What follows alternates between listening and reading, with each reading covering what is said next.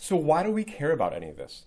What does this quantum mechanical atomic mumbo jumbo have to do with the real world?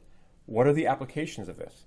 Well, one amazing application is that if you stimulate atoms and they emit light at a given frequency, and we're able to focus and concentrate that light, you have a laser.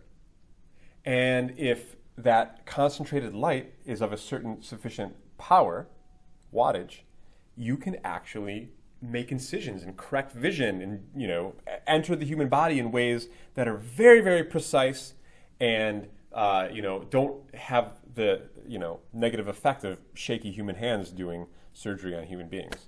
So this is cool. This is neat. So all these applications of this emission and stimulating of atoms in the proper orbitals, we, again, have found a way to harness those simple principles and turn them into very practical things that make our lives better. So using a mixture of CO2, nitrogen, and sometimes helium, you can have these carbon dioxide lasers that emit a wavelength of about 10.6 nanometers. So the wavelength is 10.6, not nanometers, but micrometers, which is 10.6 times 10 to the minus 6 meters. So that's the light. And it runs at a power of about 0.1 kilowatts, which is about 100 watts, which is 100 joules per second. All right. How many photons per second does a CO2 laser have to deliver to the tissue to use it in an operation? Okay, this is a very interesting question. So we want our answer to be in photons per second. Okay. Now, notice this is energy per second.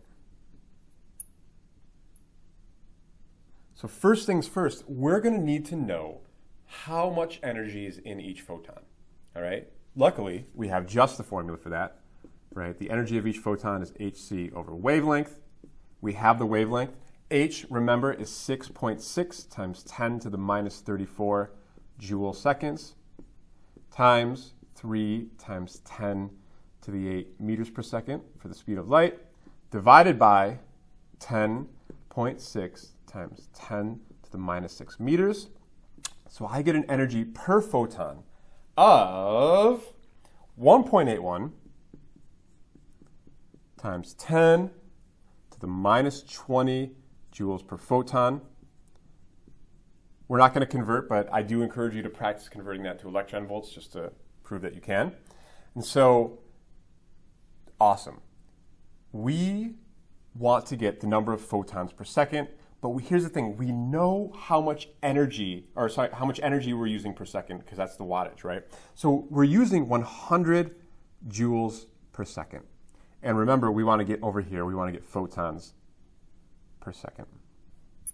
So what do? Well, all we got to really do is say that now we know that one photon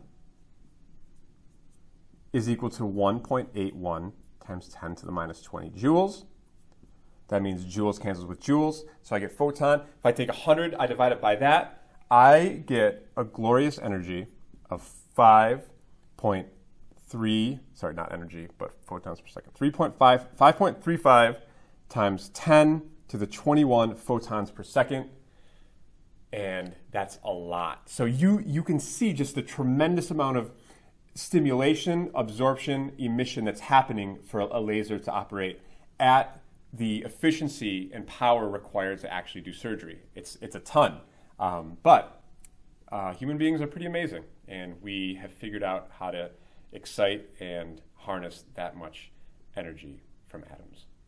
All right, with that, I put this week to a close, and I hope this did a fun job of merging this physics world that we've been studying for this last year with this chemistry world where you've studied atoms for the last, probably since high school, and now you kind of understand how they fit together, and they're married in holy matrimony.